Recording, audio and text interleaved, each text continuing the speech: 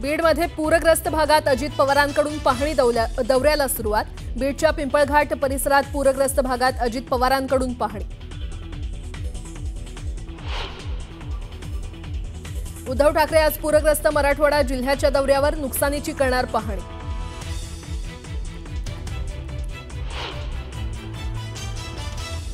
सकाळी 6ला सुरू केलं बाळावी करमळ्याला, म्हणजे जे काम करताना त्याची बघा नव्हता। पाहणी करताना अजितदादा पूरग्रस्तांवर संतापले। कर्जमाफीच्या मुद्द्यावरून तरुणांनी विचारलेल्या प्रश्नावर अजित पवारांचा त्रागा।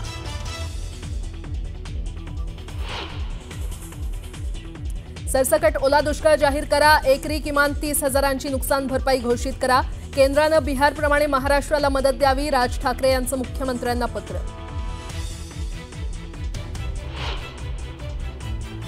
खासदार सुप्रिया सुळेंनी घेतली केंद्रीय कृषी मंत्री शिवराज सिंह चौहान यांची भेट। ओला दुष्काळ जाहीर करण्याबरोबरच सरसकट कर्जमाफी आणि केंद्राकडून विशेष पॅकेजची मागणी।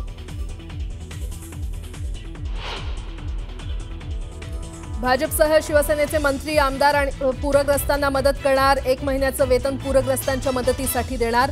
तर राष्ट्रवादीचेही सर्व मंत्री खासदार आमदार सीएम सहायता निधीला देणार। दहशतवादी मोहम्मद कटारियाला अटक, काश्मीर पोलिसांनी कुलगाममधून केली अटक।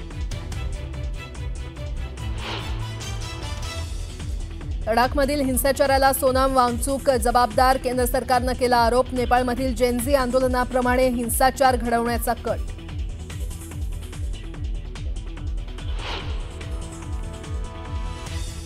आणि बांगलादेशचा 41 धावांनी पराभव करत आशिया कपच्या फायनलमध्ये भारतीय संघाचा प्रवेश। 168 धावांच्या आव्हानाचा पाठलाग करताना बांगलादेशचा संघ 127 धावातच ढेपाळला।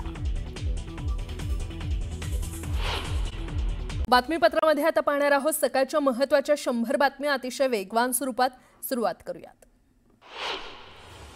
सोलापुरातील सीना नदीच्या पुराचा हाहाकार पाहायला मिळाला। पुरामुळे मोहोळ उत्तर सोलापूर तालुक्यातील हजारो हेक्टर शेती पाण्याखाली गेली आहे, तर सोलापूर पुणे हायवे बंद झालाय। मराठवाड्याच्या वेगवेगळ्या भागात झालेल्या अतिवृष्टीनं मोठं नुकसान केलंय। बीड जिल्ह्यातील 86 पैकी 57 महसूल मंडळात अतिवृष्टीची नोंद झाली आहे। अतिवृष्टीमुळे बीड जिल्ह्यातून वाहणाऱ्या सिंदफणा नदीच्या पुरामुळे पिकं उद्ध्वस्त झाली। लातूरच्या निलंगा तालुक्यातील औराद शहाजानी इथे मांजरा आणि तेरणा नदीच्या संगमावर पूरस्थिती निर्माण झाली आहे आणि या पुरानं अनेक गावांना वेढा दिलाय। दरम्यान पूरस्थितीची भयावह दृश्य न्यूज 18 लोकमतवर पाहायला मिळतात। हिंगोलीच्या वसमत तालुक्यात मुसळधार पावसामुळे कापूस पिकांचं मोठं नुकसान झालंय। कापसाची बोंड मुसळधार पावसामुळे सडली आहे। अतिवृष्टीमुळे वेचणीला आलेलं पांढरं सोनं पूर्णपणे काळवंडलेलं आहे आणि होत्याचं नव्हतं झालं। आता जगायचं कसं, असा सवाल शेतकरी करतोय। सीना कोळेगाव धरणातून पाणी सोडल्यानंतर करमाळ्याच्या आवाटी गावातील शेतात पाणी शिरलं आणि यामुळे शेतातील ऊस जमीनदोस्त झालाय। त्यामुळे शेतकरी हवालदिल झाले असून शेतकऱ्यांच्या डोळ्यात अश्रू पाहायला मिळतात। नांदेडमध्ये गोदावरी नदीला पूर आलाय। पुराचं पाणी नदीकाठच्या शेतात साचलंय आणि त्यामुळे 7 लाख हेक्टरवरील पिकांचं नुकसान झालंय। त्यामुळे ओला दुष्काळ जाहीर करून शेतकऱ्यांना हेक्टरी 50,000 मदत देण्याची मागणी शेतकऱ्यांनी केली आहे।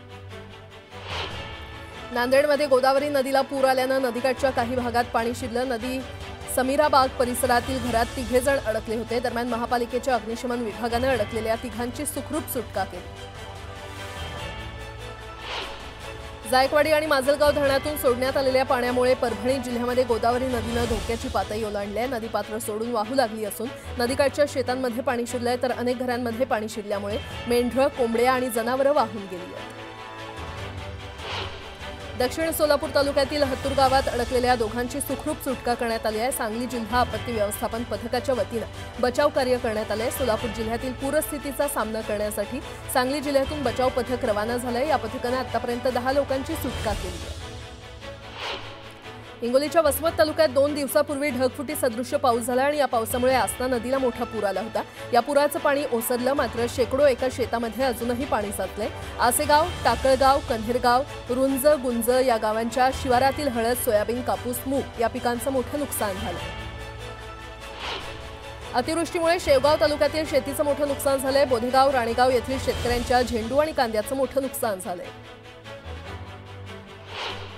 नांदेड शहरातील दुले शहानगर इथे पुराच्या पाण्यात वाहून गेलेल्या 16 वर्षीय मुलाचा मृत्यू झालाय। शेख मिनाज असं मृत मुलाचं नाव असून गोदावरी नदीला आलेल्या पुरामुळे दुले शहानगर इथल्या ओढ्याला पाणी आलं आणि या ओढ्यातून हा मुलगा वाहून गेला। नांदेडमध्ये गोदावरी नदीला पूर आलाय। पुराचं पाणी शेतात शिरल्यानं पिकांचं मोठं नुकसान झालंय। दरम्यान पुराच्या पाण्यानं एकानं आत्महत्येचा प्रयत्न केला। तातडीनं मदत देण्याची मागणी करण्यात आली आहे। जळगावच्या भुसावळ तालुक्यात अतिवृष्टीनं मोठं नुकसान झालंय। वादळी वाऱ्यासह झालेल्या अतिवृष्टीमुळे कापूस, मका, सोयाबीन पिकाचं मोठं नुकसान झालंय। यामुळे शेतकरी आर्थिक संकटात सापडलाय। तातडीनं मदत देण्याची मागणी शेतकऱ्यांनी केली आहे।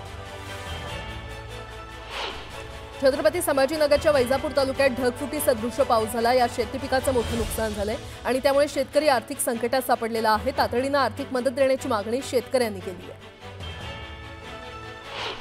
मुख्यमंत्री देवेंद्र फडणवीसांनी पूरग्रस्त भागाची पाहणी केली। नुकसानग्रस्त शेतकऱ्यांना सरसकट मदत करणार असल्याचं मुख्यमंत्र्यांनी म्हटलं।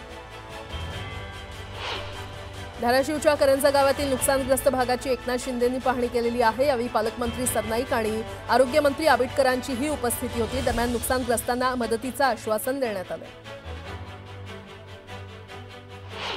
धाराशिवमध्ये एकनाथ शिंदेंकडून पूरग्रस्तांना देण्यात येणाऱ्या या मदतीच्या साहित्यावर शिंदे आणि सरनाईक यांचे फोटो छापल्यानं विरोधक आक्रमक झालेले आहेत। मदत साहित्यावर फोटो कशाला हवेत असं म्हणत विरोधकांनी टोला लगावला।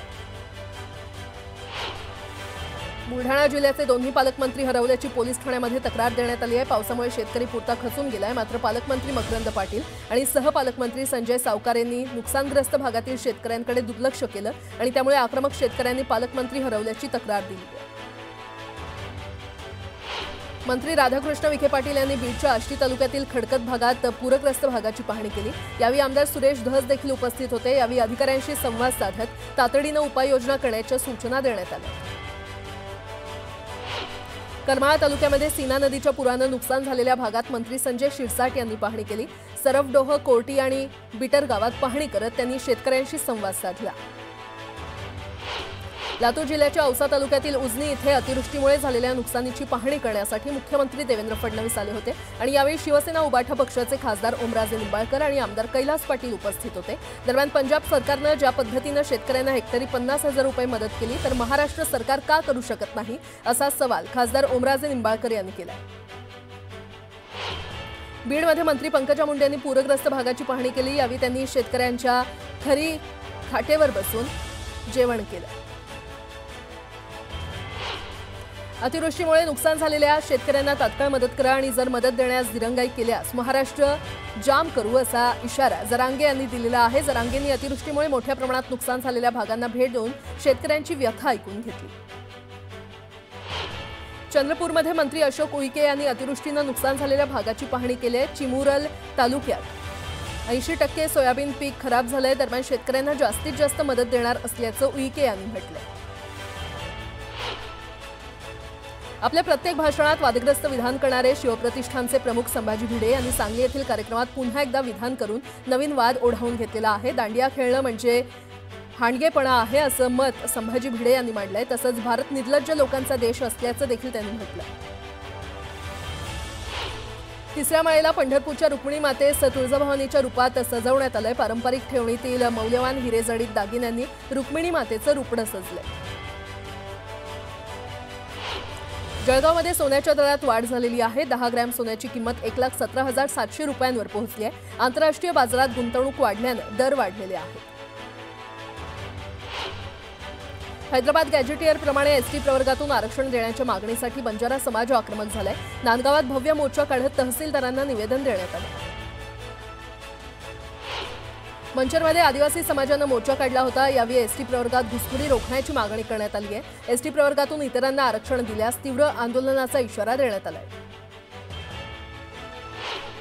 जालन्यामध्ये धनगर समाजानं मोर्चा काढला। एसटी प्रवर्गातून आरक्षण देण्याची मागणी करण्यात आलेली आहे। दरम्यान आंदोलकांनी जोरदार घोषणाबाजी केली आहे। एसटी प्रवर्गातून आरक्षण न दिल्यास तीव्र आंदोलनाचा इशारा देण्यात आला। रत्नागिरीच्या साखरप्यात महाविकास आघाडीनं रास्ता रोको केला। रस्ता दुरुस्त करण्याची मागणी यावेळी करण्यात आली। गडचिरोली जिल्ह्यामध्ये 6 माओवाद्यांनी आत्मसमर्पण केलंय। पोलीस महासंचालक रश्मी शुक्लांच्या समक्ष आत्मसमर्पण करण्यात आलं। जहाल माओवाद्यांच्या आत्मसमर्पणानं संघटनेला हादरा बसला। छत्रपती संभाजीनगरमध्ये तोतया जवानानं कर्णपुरा मंदिरात प्रवेश करण्याचा प्रयत्न केला. रांग सोडून जात पूजा करण्याची मागणी त्यानं केली. पोलिसांना संशय येताच त्याला ताब्यात घेण्यात आलं.